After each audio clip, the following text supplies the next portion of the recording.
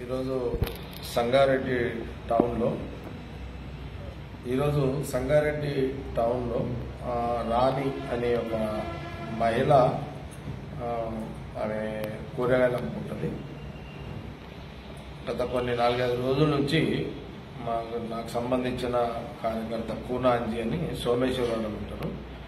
ఈ రాణి కూడా అక్కడ సోమేశ్వరవాడ సంగారెడ్డిలో సోమేశ్వరవాడలో రెంట్కుంటుంది. ఆమె కొడుకు హమాలి పని చేస్తాడు. ఆమెకు ఈ మధ్యకాలంలో క్యాన్సర్ అటాక్ అయినట్టుంది. ఈ రొమ్ము క్యాన్సర్ వచ్చినట్టుంది. ఇప్పటికీ 4-5 ఇంజెక్షన్స్ అయినాయి. అది ఆరోగ్యశ్రీలో ఇంజెక్షన్స్ కవర్ అవుతున్నాయి. సర్జరీకి ఒక 3.5 లక్షలు అవసరం ఉందని వాళ్ళు నాకు అడగడం జరిగింది. అందుకని ఈరోజు రొమ్ము క్యాన్సర్ సంబంధించిన 3.5 లక్షలు, 50,000 ఖర్చుల కింద 4 లక్షల రూపాయలు వాళ్ళకు అరేంజ్ చేసి ఇప్పుడే ఆ రాణికి అలా కొడుకు అప్పచెప్పడం జరిగింది. ముఖ్యంగా ఈ క్యాన్సర్ జనరల్గా నా దగ్గర చాలామంది పేషెంట్లు వస్తుంటారు. అందరికి సాయం చేస్తుంటా. ప్రధానంగా నేను ఈరోజు స్పెసిఫిక్గా మీడియా ముందు మాట్లాడిన కారణం కూడా ఏంటంటే ఈ క్యాన్సర్ అనేది ఎవరికి రావద్దు. అందులో ఎవరికి రావద్దని అందరం కోరుకుంటాము. శత్రువు కూడా రావద్దు అనుకుంటాము. సరే, కాలక్రమంలో మనుషుల వన్నాక రోగాలు వస్తూనే ఉంటాయి. మిగతా రోగాలకి క్యాన్సర్ రోగాలకి మనం చాలా తేడా ఉంటుంది. మనకు తెలిసిన విషయమే. ఏదైనా హార్ట్ సర్జరీ కానీ ఇంకో సర్జరీ కానీ ప్రతిదానికి మనిషి టెన్షన్ లేని లైఫ్ ఉంటుంది. క్యాన్సర్ అనేది టెన్షన్తో కూడుకున్న లైఫ్ జీవితాంతం.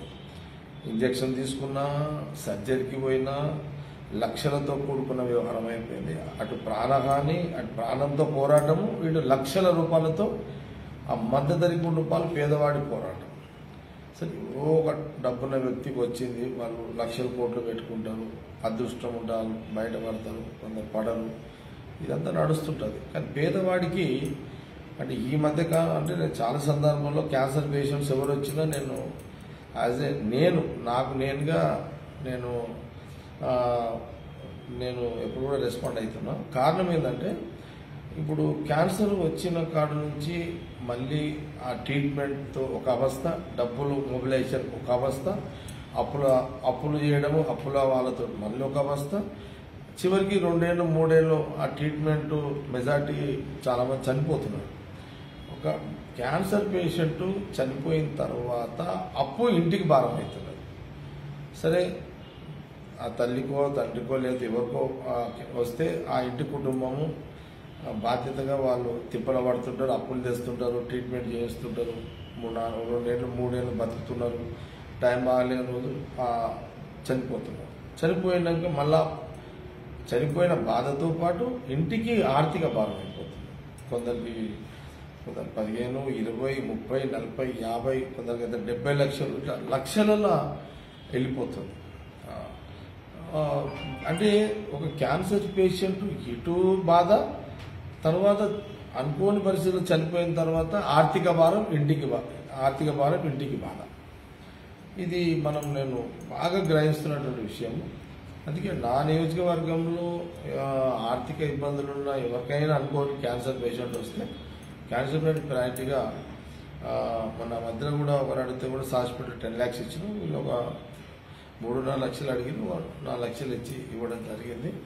ఏదున్నా మన చేతిలో ఉన్నది కాదు, దేవుని కోరడం అంతే. ఎవరికి క్యాన్సర్ రోగం రావద్దు అంతే. వచ్చిన కాడ నుంచి ఆ ఇంటికి నరకమే, వచ్చిన వ్యక్తికి ఆ కుటుంబానికి నరకమే. ఇది ఘోరమైన రోగము. సరే, కాలక్రమం ఎప్పుడో దానికి మందు చచ్చిపోకుండా ఆర్థిక భారం కాని మందు త్వరగా మార్కెట్లోకి వస్తే అంతకంటే సంతోషం ఇంకోటి ఉండదు. కాబట్టి దీనికి తన ప్రాధాన్యత పెట్టుకొని క్యాన్సర్ పేషెంట్లకు సంబంధించి ఎవరిన దృష్టికి వచ్చినా వాళ్ళకి రెస్పాండ్ కావాలని ఒక నిర్ణయం తీసుకోవడం జరిగింది. నేను చాలా సందర్భం చాలామంది చేస్తున్నా. కానీ ఈ స్పెసిఫిక్ ఈ మధ్యలో ఏదొచ్చినా ఇప్పుడు సపోజు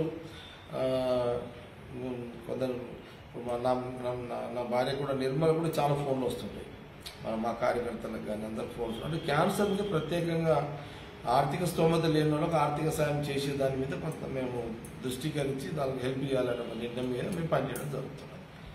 జనరల్గా మిగతా చాలామంది పేషెంట్లు నా దగ్గరికి వస్తారు, కానీ వాళ్ళకు చేస్తుంటాం. నేను అది ఎక్కడ కూడా మీడియా దృష్టికి తీసుకురావడం లేదు, నాకు ఆ ఇంట్రెస్ట్ లేదు. ఇది కూడా నాకు ఇంట్రెస్ట్ కాదు.